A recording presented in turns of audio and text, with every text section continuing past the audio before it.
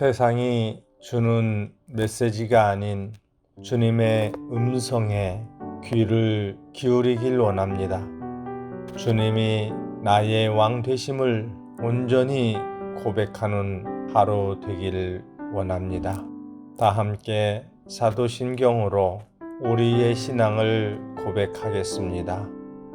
전능하사 천지를 만드신 하나님 아버지를 내가 믿사오며 그 외아들 우리 주 예수 그리스도를 믿사오니 이는 성령으로 잉태하사 동정녀 마리아에게 나시고 본디오 빌라도에게 고난을 받으사 십자가에 못 박혀 죽으시고 장사한 지 사흘 만에 죽은 자 가운데서 다시 살아나시며 하늘에 오르사 전능하신 하나님 우편에 앉아 계시다가 저리로서 산자와 죽은 자를 심판하러 오시리라. 성령을 믿사오며 거룩한 공회와 성도가 서로 교통하는 것과 죄를 사하여 주시는 것과 몸이 다시 사는 것과 영원히 사는 것을 믿사옵나이다. 아멘.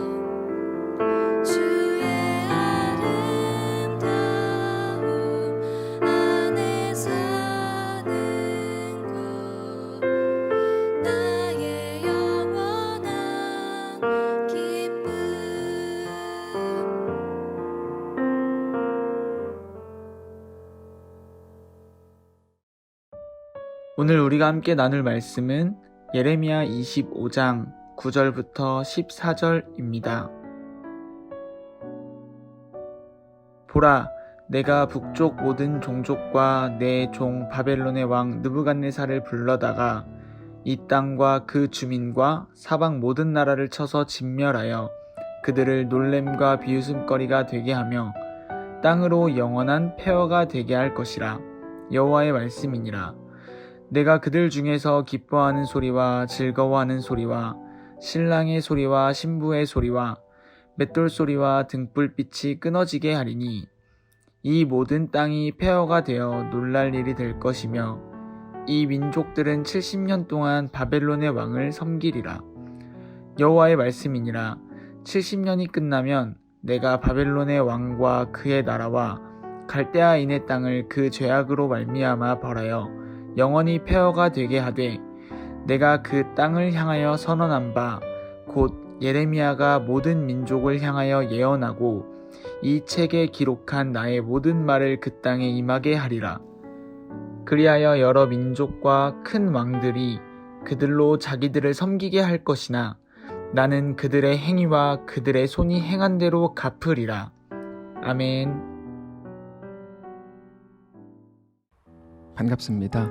오늘 예레미야 25장 9절부터 14절을 중심으로 먼저라는 주제의 말씀을 함께 나누겠습니다. 하나님께서 유다를 바벨론에게 넘겨주겠다 이렇게 말씀하시는 내용이 오늘 본문입니다. 9절인데요. 보라, 내가 북쪽 모든 종족과 내 종 바벨론의 왕 느부갓네살을 불러다가 이 땅과 그 주민과 사방 모든 나라를 쳐서 진멸하여 그들을 놀램과 비웃음거리가 되게 하며 땅으로 영원한 폐허가 되게 할 것이라 여호와의 말씀이니라. 사실 이 내용은 우리가 잘 알고 있었던 내용입니다. 그런데 하나님께서 이제 유다 백성들에게 아주 분명하게 말씀을 주시는 거죠.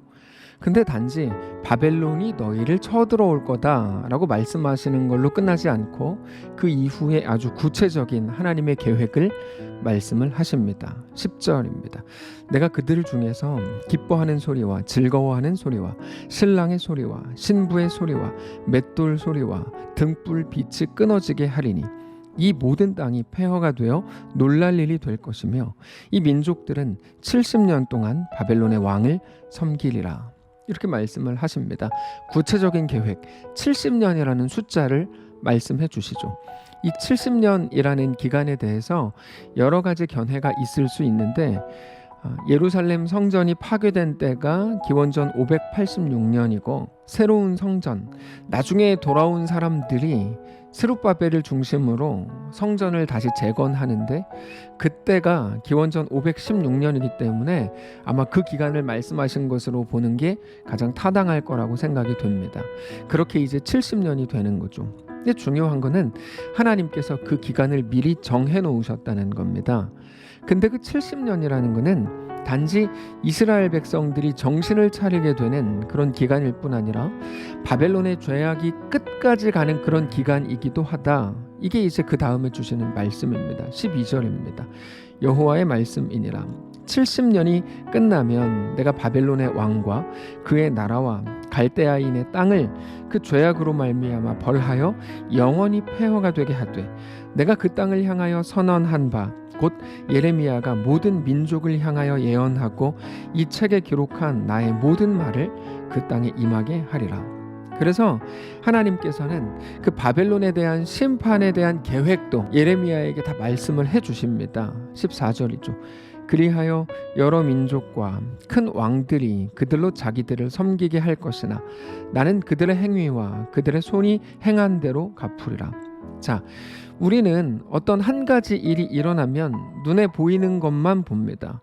오늘 본문으로 보면 남유다가 자기들의 죄 때문에 멸망하게 됐죠. 그러면 그들이 멸망했구나, 그들이 죄를 지었나 보다, 그래서 바벨론으로 끌려가나 보다, 이렇게 생각을 하는 겁니다. 그러면 문득 이런 생각이 들죠.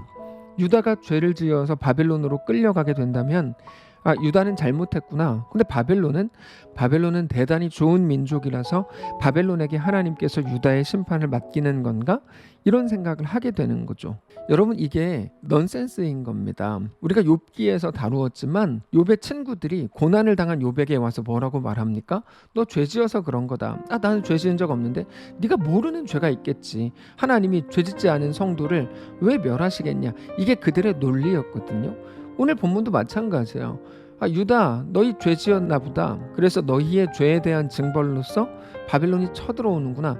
여기까지는 이해가 됩니다. 그럴 수 있습니다. 일정 부분 사실이죠. 물론 하나님의 유다에 대한 계획은 단지 죄에 대한 징벌로서만이 아니라 그들을 깨끗게 씻으시기 위한 방편으로 바벨론을 붙여주시는 거지만 일정 부분 이해가 됩니다. 근데 바벨론은요? 만약에 하나님께서 잘한 자에게 상 주고 못한 자에게 벌 주는 게 전부라면 바벨론에 대해서는 설명할 길이 없는 거죠. 바벨론은 유다 민족보다 성결해서 그들을 심판자로 쓰십니까? 그렇지 않습니다. 바벨론의 죄가 더 크면 더 컸지 유다보다 어떻게 더 깨끗한 민족이겠습니까? 그래서 실제로 바벨론에 대한 하나님의 말씀을 보면 70년 후에는 그들의 죄 때문에 그들도 멸망한다, 이렇게 말씀을 하시는 거죠. 그러니까 지금 바벨론이 훌륭하고 선해서 유다를 심판할 만한 자격이 된다거나 징계할 수 있는 위치에 있다는 게 아니고 그들도 죄인인데 하나님이 그들에게 단지 그런 역할을 주셨다는 겁니다. 그래서 오늘 본문에 굉장히 중요한 표현이 나오는데요. 9절을 다시 보시면 보라 내가 북쪽 모든 종족과 내 종 바벨론의 왕 느부갓네살이라고 말씀하십니다. 바벨론의 왕 느부갓네살 앞에 내 종이라는 말씀을 하시죠. 하나님의 종이라고 되어 있죠. 바벨론의 왕이 어떻게 하나님의 종이 됩니까? 하나님을 섬기지도 않는데요. 여러분 이거는 느부갓네살이 신실한 하나님의 사람이다 이런 말이 아니고 하나님은 바벨론의 왕까지도 부리신다는 말입니다. 모든 것의 주관자가 하나님이시라는 말이죠. 그리고 그게 무슨 말인가 하면 유다에게 대한 징계가 바벨론에게 끌려가는 것이라서 유다의 징계가 바벨론과 그렇게 직접적인 연관이 있는 거 아니냐 이렇게 생각할 수 있는데 그렇지 않다는 겁니다. 단지 하나님이 바벨론을 쓰셔서 바벨론이 그렇게 쓰임을 받고 있는 것 뿐이지 여러분 유다와 바벨론은 아무런 관계가 없습니다. 그게 무슨 말이냐면 바벨론 욕할 거 없다는 거예요. 물론 하나님은 원망할 것도 없죠. 왜요? 하나님은 유다를 성결한 하나님의 백성으로 만드시기 위해서 징계하시는 거고 히브리서에서는 아들을 징계하지 않는 부모는 없다고 말씀을 하십니다. 사랑은 감내하는 거라 그랬죠. 무엇을 감내합니까? 아들이 징계받고 아들이 훈련하고 아들이 공부하는 그 순간마다 흘려야 되는 그 눈물을 감내하는 거거든요. 그게 사랑입니다. 그러니까 하나님을 원망할 게 없죠. 동시에 바벨론도 욕할 거 없습니다. 바벨론은 자기들의 죄 때문에 망해야 되고 망하게 되겠지만 지금은 하나님이 그런 배역으로 쓰신다는 거예요. 모든 것이 하나님의 주권 아래에 있는 거죠. 그러니까 무슨 말인가 하면 바벨론을 욕하면서 우리에게 주어진 시간을 다 허비하는 것은 정말로 지혜가 없는 행동인 것입니다. 하나님께서는 이스라엘을 회개하고 돌이키고 성결하게 하시려고 바벨론 포로 70년을 주신 겁니다. 그 기간 동안에 그들은 하나님의 목적, 그들이 성결하게 되는 것, 하나님 말씀 앞에 온전히 엎드리는 그 일을 하면 된다는 거죠. 그게 그들에게 주신 사명이라는 겁니다. 사랑하는 성도 여러분, 오늘 우리 앞에 있는 모든 일들이 다 마찬가지입니다. 우리는 어떤 일들을 겪을 때 바로 그 일과 그 주변의 것들을 먼저 생각하는 것에 너무 익숙합니다. 당연히 그렇게 됩니다. 근데 성경은 그렇게 말하지 않습니다. 살아계신 하나님, 우리의 모든 생사화복을 주관하시는 하나님, 심지어 바벨론까지도 주관하시는 하나님, 날아다니는 새도 자기들 의지로 그냥 나는 게 아니라 모든 것이 하나님의 의지로 이루어지고 주관되는 이 세상 한가운데 우리가 있다는 것을 기억하라는 거죠.